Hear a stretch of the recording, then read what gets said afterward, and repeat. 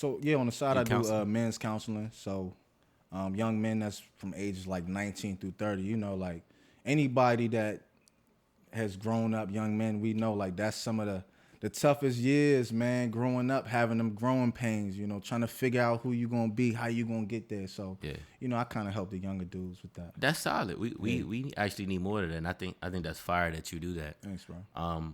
And you actually may have a good more insight on mental health. What's your take on that? Like men's mental health is like a top topic these days. Yeah, man. I mean, if we look at it like, what we got to go to the doctor to take care of our bodies. We got to get annual physicals, right? We got to make sure everything is functioning properly. Like, I don't understand why it's so taboo, because if you want your brain to function properly, which is going to navigate your entire life, why you not making sure that's healthy? You know, why you not making sure that you can operate that at its fullest potential so that you can operate at your fullest potential? So, Nah, that makes sense. yeah, yeah.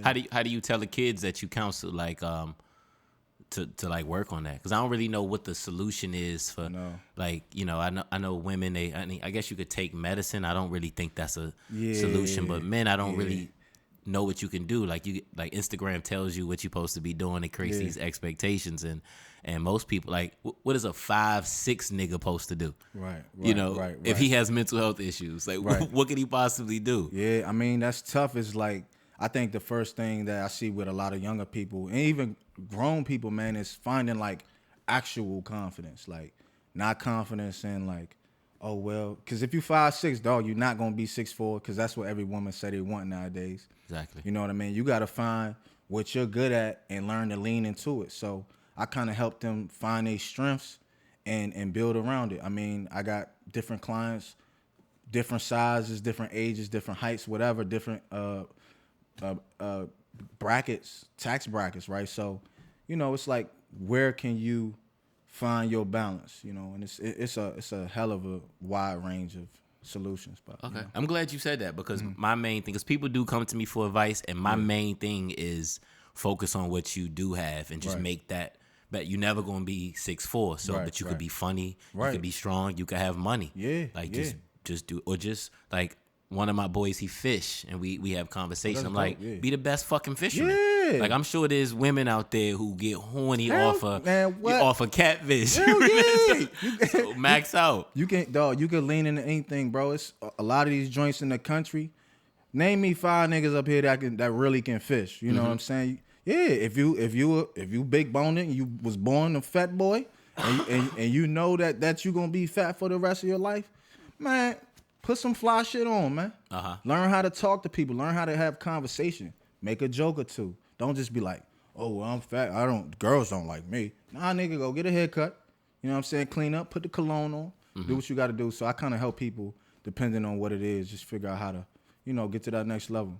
Nah, that's solid. Not that I know all the answers, you know. But you got something going on, you know. So it's like, you know more than the kids you probably in your situation. They probably don't got father figures and stuff like that. So shout out to you. You really probably making a difference. How does it means a lot, man. Yeah, nah, like, that's it's like one of them jobs where it's like, damn, like I actually am doing some shit Nah, instead of for just real. punching numbers for bread. So. yeah. How do you gotta have like a degree or something to get into that? Yeah, Like, so there's certifications that I had to get, you know, and I had to go through different trainings, and you know, I had to meet the right people to put me in the right position. So yeah, it's just yeah. nah, that's fire. That's cool. absolutely. Thanks, bro. That's the best thing I heard in a while. So I know that you was recently engaged. Well, I don't know recently, but I know that was a thing for you. Yes. I like to get perspectives from men who not afraid. I don't want to say afraid, but who actually went through with a commitment. Because you know most guys don't even hit girlfriend level. They don't want to throw a title on dog. it. I used to be the same way. Like, yo, we could be dating for 2 years. You know what I'm saying? 3 years. I'm like, but I never said we was together though. Yeah. You know what I mean? Like, I never said it. That's always the thing. You know what I'm saying? It never came out my mouth. I said so, I love you. I saw you 3 times a week. I You know what I'm talked to you every saying? night, but I never said you was my girl. I never said you was my girl. I didn't tell you to come over here and cook for me. I didn't tell you to come. You know what I'm saying? You wanted to meet my moms. Hey, you know go what I'm ahead. saying? You wanted to meet my mom. So like, you know what I'm saying?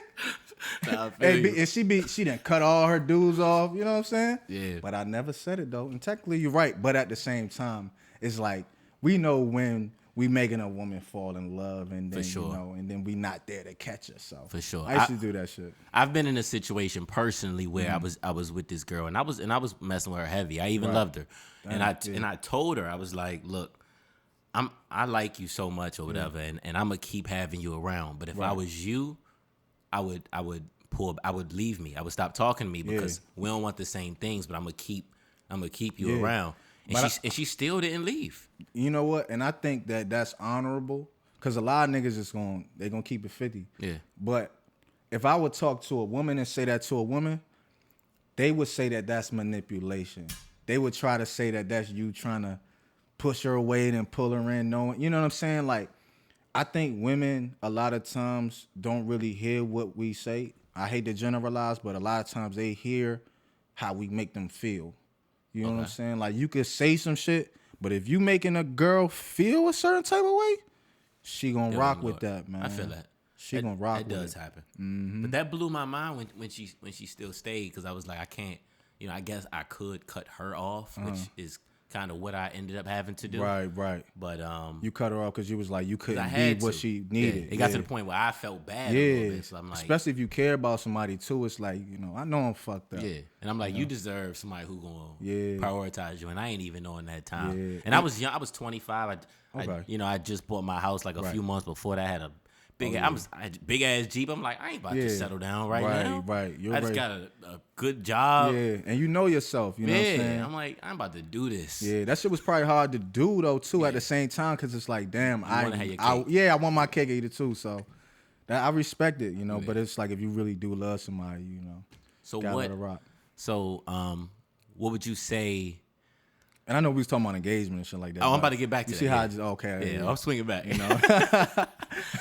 So what would you say it takes to actually take it to that level, to commit? Not only, I guess, what it takes to actually throw the title on it, and because the last time I had a girlfriend, I know why I did it, right? And like what it takes to even just start the committal process, like to the point you do it and you want to get engaged, like what's the mindset? For me, it was like, to be honest with you, it was like, my girl, you know, I loved her like my family. Okay. You know, still do.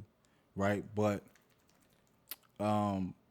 yeah, man, we got to the point where, you know, we was in love. We've been through so much, you know what I'm saying? Like, we know what it's like dating in your early 20s. You trying to figure stuff out. You trying to, you know, you're a different person at 20 than you are at 25 and 27. So it came to a point where, man, she had my back through so much shit, bro. You know, and it was, a lot of it was because I obviously wanted to be with her and spend the rest of my life. But I think it probably didn't get to that next level because we didn't really have the foundation to really be working on the same team.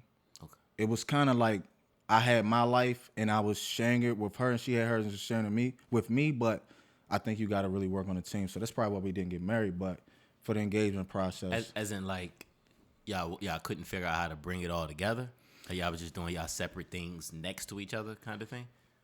Yes, and then also, man, it's a lot of information. But I'm not. Feel free to stop. And I can cut out anything. Nah, so you good. Later on, you be like, hey, take out that. Take that shit out. Yeah. Nah, but you know, I think sometimes, when two people really do the deep work, they realize like, damn, we wasn't really in this shit for the right reasons. Like, that's fair. You know what I mean? I get that. Yeah. I get that wholeheartedly. Yeah.